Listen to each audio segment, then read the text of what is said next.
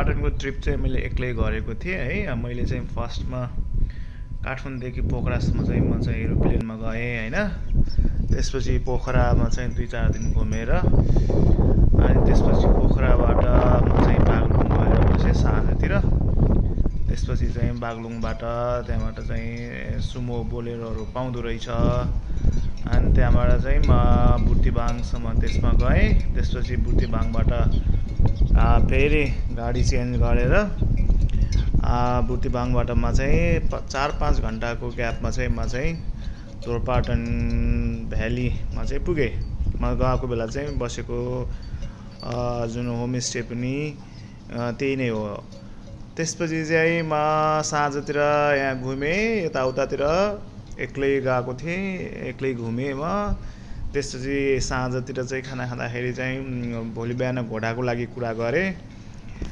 बिहानतिर चाहिँ घोडा हायर गरेँ है। दिनभरिको लागि घोडा चाहिँ एराउन्ड 1700 समथिङ कति लगेको थियो। त्यसपछि चाहिँ त्यो घोडामा चाहिँ म यो विभिन्न ठाउँहरू चाहिँ घुमेँ हैन। फर्स्टमा चाहिँ म बसेको ठाउँबाट जुन आर्मी क्याम्प छ नि त्यहाँ नजिकै बसेको थिएँ। त्यहाँबाट नर्थ साइडतिर गएर जुन जलजलातिर गएर त्यसपछि त्यहाँबाट पारेतिर गएर त्यसपछि धोरबराई त्यहाँ मन्दिर छ, मन्दिर पुगेर त्यहाँबाट चाहिँ साउथतिर विशेष गरी त्यो जुन नदी निस्किने ठाउँतिर रुकुम पूर्वीतिरको साइडतिर पुगेर त्यसरी अनि यो एयरपोर्ट एरियातिर आएँ। जस मैले चाहिँ पुरै राउन्ड लगाएँ यो जुन धुरपाटन भ्यालीको घोडामा। त्यसपछि म चाहिँ एक्लै त्यहाँबाट माथि जुन भ्यू जुन त्यो जुन भ्यालीको सबै भ्यूहरू देखिने जुन देउराली भन्ज्याङ छ नि त्यताको नजिक पर्ने ठाउँतिर गएँ, एक्लै गएँ। अनि त्यहाँ जाँदाखेरि चाहिँ अलिकति डर लागिरहेको थियो जङ्गलहरू भएको कारणले गर्दाखेरि। त्यहाँ माथि गएँ, माथिबाट चाहिँ क्या मजाले त्यो भ्याली जुन धुरपाटन भ्याली मजाले देखिन्छ। जुन मैले यो भिडियोको पछाडि लास्टतिर त्यो भिडियो राखेको छु। अनि त्यसपछि चाहिँ मैले चाहिँ होटलमै हुँदाखेरि कुरा गरेको थिएँ गाडीमा आउँदाखेरि मेरो ब्याग ल्याइदिनु भनेर। त्यसपछि म चाहिँ त्यहाँबाट आएपछि त्यो देउराली भन्ज्याङ जहाँ चाहिँ आर्मीको चेक पोइन्ट छ नि त्यहाँ आएर बसेँ। अनि गाडीले मेरो ब्याग ल्याइदिएको थियो। म साँझ 4-5 बजीतिर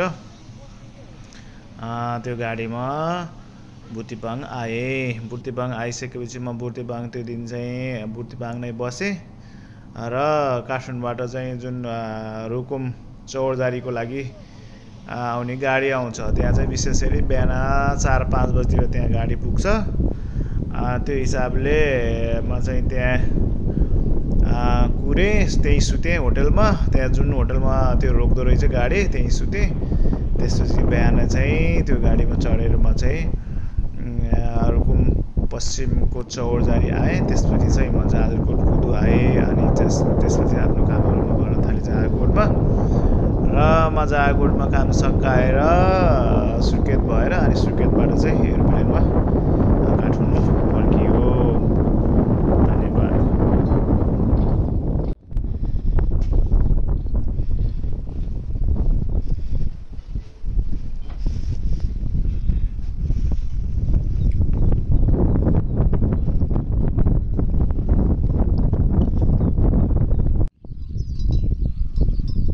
यो चाहिँ धुरपाटन नेपालको एकमात्र के भन्छ हन्टिङ रिजर्भ मध्येमा पर्छ है।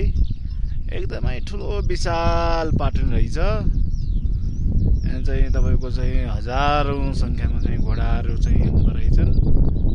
अनि त्यसपछि तपाईँको चाहिँ भैँसीहरू गाईबस्तुहरू पुरै छोडिदिएको है, कोहीले हेर्नै नपर्ने विशाल क्या। यसको योभन्दा आज माथि पनि कति धेरै छ भनेको चाहिँ यो हिँडेर एउटा कुनाबाट अर्को कुनामा पुग्न त अलमोस्ट 1 दिनै जति लाग्दो रहेछ क्या। यति धेरै लामो, यति धेरै चौडा।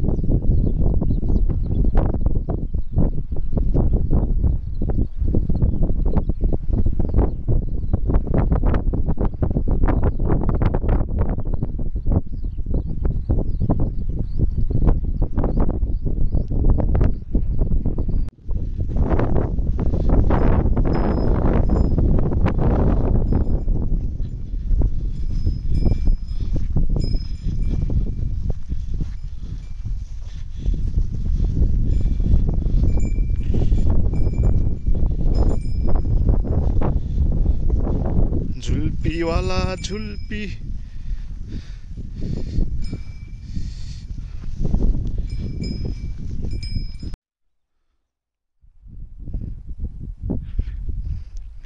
यता यो डाँडादेखि पछाडि चाहिँ तपाईँको रुकुम पूर्वी है, त्यो तपाईँको चाहिँ मैकोटहरू तकसेराहरू पर्छ भने यो चाहिँ तपाईँको धोरपाटन क्षेत्र पर्यो। त्यसपछि चाहिँ तपाईँको यो जुन उत्तर गङ्गालाई तपाईँ छोड्दै नछोडे जानुभयो भने चाहिँ यता जलजलातिर पुग्न सकिन्छ। धेरै यो पुरै भ्याली रहेछ कि, यति हाइटमा भयो भने धेरै माथि, यहाँबाट आज यो देखेको भन्दा पनि धेरै माथि यस्तो खालको चाहिँ भूभाग रहेछ।